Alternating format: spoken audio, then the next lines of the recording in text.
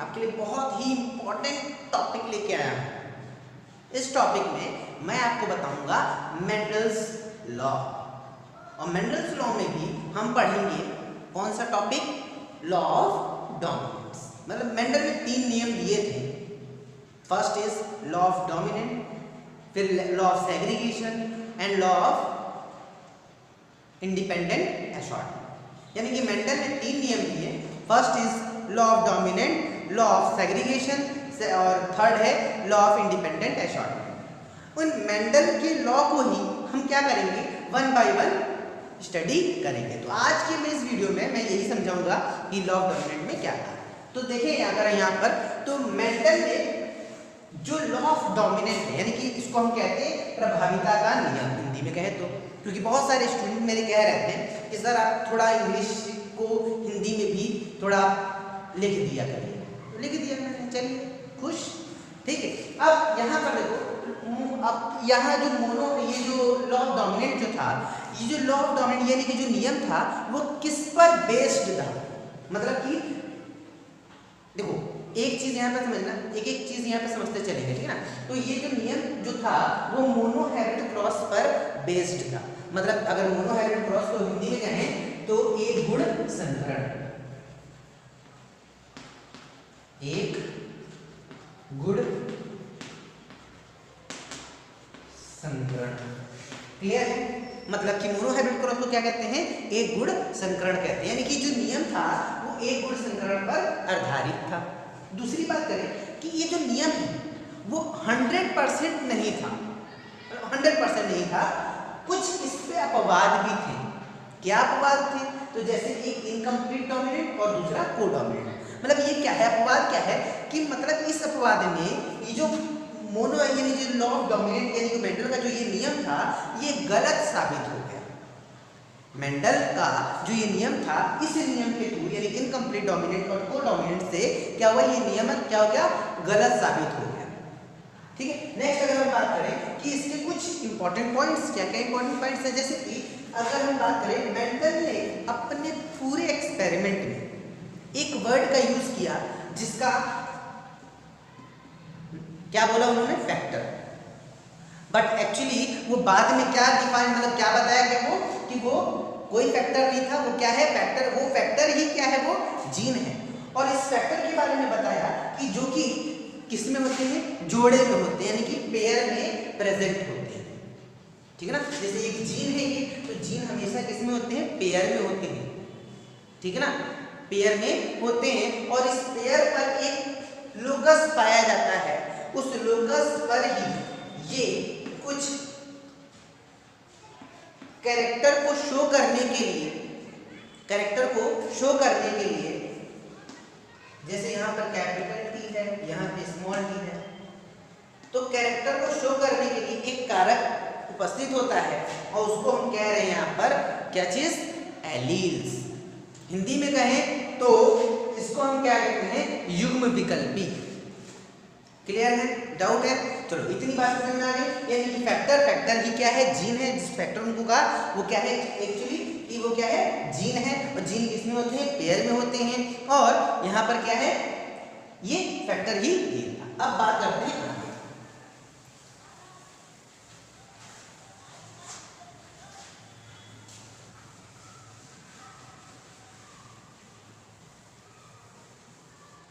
Mendel के इस नियम में देखो इन्होंने क्या किया, मोनोहाइब्रिड क्रॉस का मैंने अभी बताया। मोनोहाइब्रिड क्रॉस क्या होता है, पहले तो ये समझेंगे मोनोहाइब्रिड क्रॉस क्या होता है। जब किसी भी पौधे के बीच एक कैरेक्टर को लेकर हम जब क्रॉस कराते हैं, कोई भी पौधा लिया, उनकी एक कैरेक्टर को सेलेक्ट किया और उनके बीच हम क्या कराते हैं, क्रॉस कराते हैं, तो वो क्रॉस कहलाता है मोनोहाइब्रिड क्रॉस। यानी कि एक गुण संकरण, एक गुणों को लेकर हम क्या कराते हैं, संकरण, तब क्या कहलाएगा, एक गुण संकरण कहलाएगा।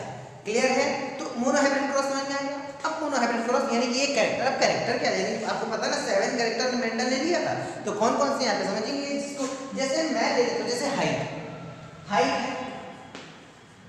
अब कुछ लोग क्या करते हैं, ये हाइट है, तो हाइट मतलब वो लोग कैरेक्टर लेते हैं, तो एक समझते हैं ये टॉल एक कैरेक्टर है, डॉर्फ एक कैरेक्टर, गलत। ये दोनों ही क्या है, एक कैरेक्टर है, यानी कि ये हाइट ही तो है ना, हाइट क्या होगा, या तो छोटा या तो बड़ा, समझ में आया? तो ये हाइट क्या होगा, या तो टॉल या तो डॉर्फ, ये एक कैरेक्टर है। जैसे राउंड या रिंकल,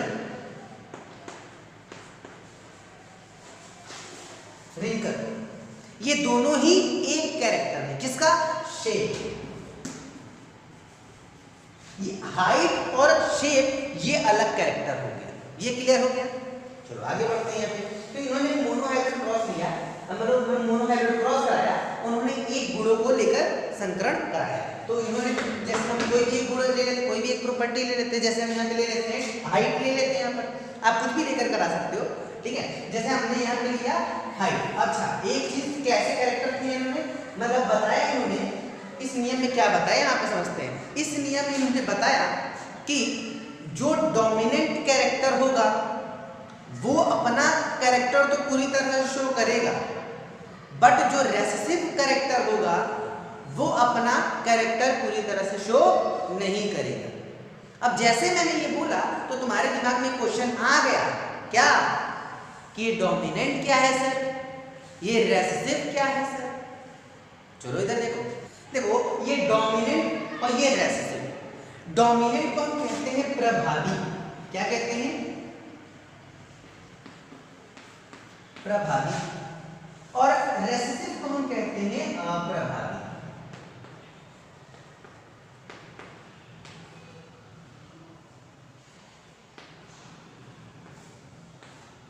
समझ में आ गया? यानी कि प्रभावी क्या होता है और अप्रभावी क्या होता है, अंतर पूछे जाते हैं। तो प्रभावी क्या, जो अपने लक्षण को पूरी तरह से प्रदर्शित करते हो वो क्या कहलाते हैं, प्रभावी। और जो अपने कैरेक्टर पूरी तरह से शो नहीं कर पाते हैं, कम शो करते हैं, वो कहलाते हैं अप्रभावी। समझ?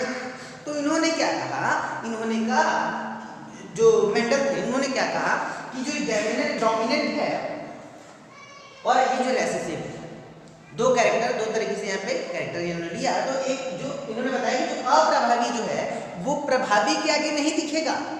जैसे मान लो कि तुम्हारी बात करें अगर हम, तो तुम क्या हो, अप्रभावी।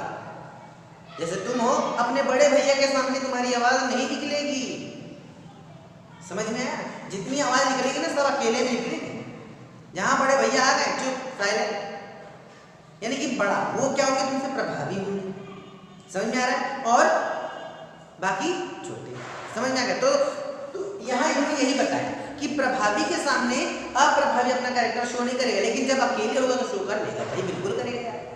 ठीक, तो यहाँ पर देखो जैसे प्रभावी इन्होंने क्या लिया, एक हाइट मैंने कैरेक्टर लिया, तो एक कैरेक्टर जैसे यहाँ पे टॉल, और ये दूसरा कैरेक्टर यहाँ पर क्या है, डॉर्फ। प्रभावी को हम कहते हैं यहाँ पर, टॉल को हम लोग कहते हैं लंबा, क्या, लंबा, और डॉर्फ को हम लोग कहते हैं बौना।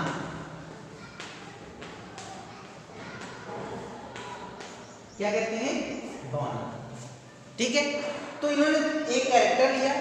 अच्छा, इस कैरेक्टर को, यानी कि ऐसे कैरेक्टर जिसे हम देखकर बता सकें, जैसे हम देखो क्यूट से लग रहे हैं ना, हाँ, तो हमारा कैरेक्टर तुम देखकर बता सकते हो। हम देखो मोटे तगड़े हैं ना, यानी कि देखकर बता सकते हो। समझ में आ रहा है ना? तो ऐसे कैरेक्टर जो तुम देखकर बता सको, ऐसे कैरेक्टर को हम कहते हैं फिनोटाइप कैरेक्टर। क्या कहलाता है बताओ, फिनोटाइप। क्लियर? तो ये हो गया। अच्छा, इसके लिए कोई ना कोई जीन, भाई कैरेक्टर के लिए कोई ना कोई जीन पर कुछ इंडिकेटर लगा होगा ना, अच्छा ये इसका है, अच्छा इसका है, नहीं तो लगा होगा, नहीं लगा होगा। तो यहाँ पर भी इसके लिए क्या है, जैसे कोई एलियंस का यूज कर रहे हैं, जीन इसके लिए जीन है, तो इसके लिए हमने कैपिटल टी, कैपिटल टी क्या है, एलियंस है। ठीक है, तो ये कैपिटल टी, टॉल के लिए कैपिटल टी, और तुमको पता है कि जो जीन होता है वो पेयर में होता है, तो यहाँ पर क्या हो गया, पेयर में कर दिया। ठीक, और ये डोमिनेंट है तो हम छोटे से दिखाएंगे, छोटा है ना, तो छोटे से तो कैपिटल टी, उधर हमने क्या कर दिया, स्मॉल टी कर दिया। ठीक, अब ये ऐसे, अब ये हम देख के बता सकते हैं। अब मैं कहूँ मेरे अंदर जीन देखो, ये देखो, ये देखो, ये येलो कलर का जीन है ना, अंदर नहीं झांक के देख सकते हम, अंदर झांक के देख सकते हैं क्या? नहीं, है ना। कहोगे मेरी किडनी में ये वाला जीन है, ऐसा पॉसिबल नहीं है, ठीक है। तो यहाँ पर क्या है कि ये ऐसे कैरेक्टर जो हम देख कर नहीं बता सकते हैं, तो इस ऐसे कैरेक्टर को हम कहते हैं जीनोटाइप कैरेक्टर। क्या कहलाता है? Genotype character. समझ में आ गया? तो डिफरेंसेस आते हैं, what is phenotype and what is genotype. Clear है? आगे बढ़ते हैं। अब यहाँ पर देखो, इसको हमने शो किया, इस क्या, अच्छा यहाँ पर क्या होगा कि जाहिर सी बात है जीन है, अब क्रॉस कराना ना, तो गैमीट्स फॉर्मेशन होगा। क्या होगा? गैमीट्स। तो गैमीट्स फॉर्मेशन में क्या होता है, जो क्रोमोसोम की संख्या क्या हो जाती है? आधी हो जाती है। तो यहाँ पर ये है, तो यहाँ पर भी क्या हो गया? एक हो गया, यहाँ पर एक हो गया, दो था एक हो गया। क्या बना ये? तो ये क्या बना?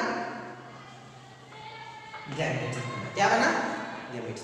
अब इनका फ्यूजन होगा, जब इनका फ्यूजन होगा, अच्छा यहाँ पर फ्यूजन अब कैसे कराएंगे? देखो यहाँ पे इसको समझना, या गैमेट्स यहाँ पे छोड़ो, एक चीज समझ लो सीधे सीधे। यहाँ पर इन्होंने क्या किया, एक बॉक्स, एक स्क्वायर का यूज किया, एक स्क्वायर का यूज किया, इस स्क्वायर का नाम रखा इन्होंने, क्या कह सकते हो? चेकर बॉक्स है ये। इस चेकर बॉक्स, मतलब इस चेकर बॉक्स को क्या कहते हैं? तो इस चेकर बॉक्स को हम कहते हैं पुनेट स्क्वायर। क्या बोलते हैं?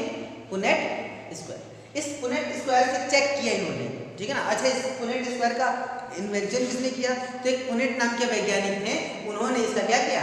इन्वेंशन किया। अब देखो यहाँ पर क्या किया,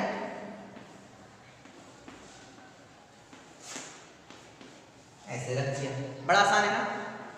ये उठाया इधर, ये उठाया उधर, ऊपर क्या होगा? एक मेल पार्ट होता है, दूसरा फीमेल पार्ट होता है, ठीक है। तो अब ये क्रॉस कराया,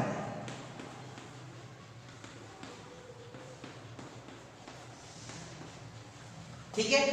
तो अब जब इन्होंने क्रॉस कराया तो देखा कि इनको 4 तरीके के पौधे प्राप्त हुए, 4 तरीके के पौधे प्राप्त हुए, और चारों के चारों, ठीक है ना। अच्छा, ये जो हमारा बना, ये हमारा क्या था? F1 जनरेशन, यानी प्रथम पीढ़ी। क्या बना? प्रथम पीढ़ी। जो प्रथम पीढ़ी में हमको जो पौधे मिले, यानी फर्स्ट जनरेशन में जो हमको पौधे मिले, वो सब कैसे थे? ऐसे थे, ठीक। तो ये जो कैपिटल वाला पार्ट है, ये जो कैपिटल वाला पार्ट है, ये तो डोमिनेंट है, बोलो।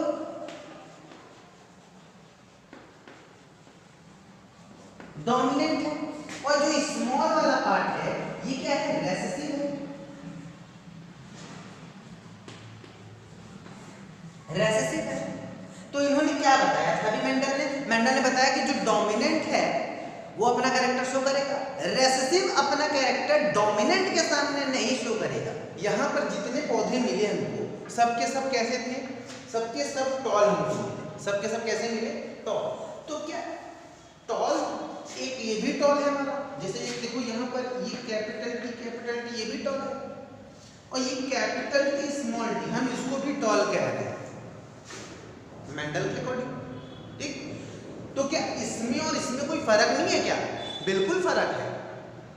ये प्योर है और ये इम्प्योर है, ये प्योर है और ये क्या होगा? इम्प्योर, ठीक है ना। तो जब, अब इसको कंडीशन देखना, जब सेम टाइप के एलियंस पाए जाते हैं तो इसको हम कहते हैं प्योर, या इसको हम कह सकते हैं, इसको और हम क्या कह सकते हैं? इसको हम कह सकते हैं होमोजाइगस।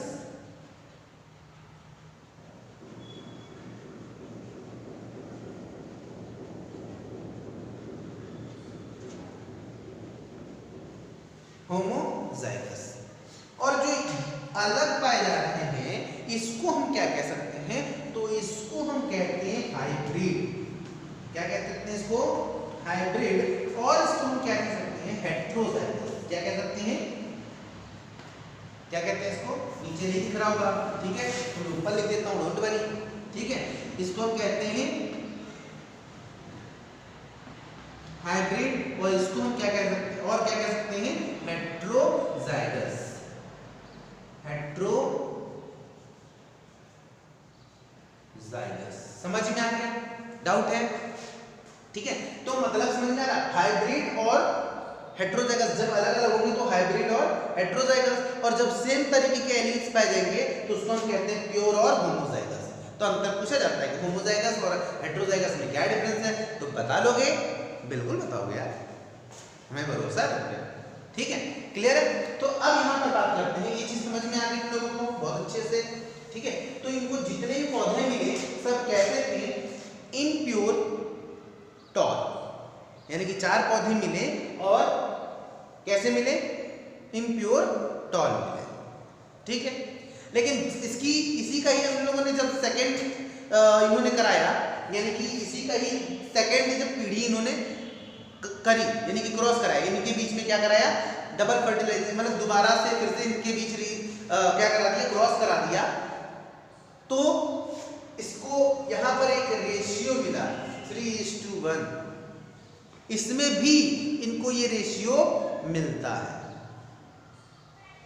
समझ में आया? तो लॉ ऑफ डोमिनेंट इसके अकॉर्डिंग, यानी देखा इन्होंने कि जितने 4 तरीके के पौधे मिले और चारों के चारों कैसे थे? कैसे थे? Tall, impure tall, impure tall इनको मिले। किसकी? क्या इसमें क्या शो हुआ कि जो डोमिनेंट है वो ही अपना कैरेक्टर शो कर रहा है, रिसेसिव अपना कैरेक्टर शो नहीं कर रहा है। क्लियर है? तो ये चीज इन्होंने क्या बताया? लॉ ऑफ डोमिनेंट में इन्होंने बताया। चलिए आगे के इसके बाद जो हम पढ़ेंगे लॉ ऑफ सेग्रीगेशन। ठीक है ना? अगर ये वीडियो अच्छी लगे तो लाइक करिए, शेयर करिए, सब्सक्राइब करिए। तब तक के लिए बाय बाय।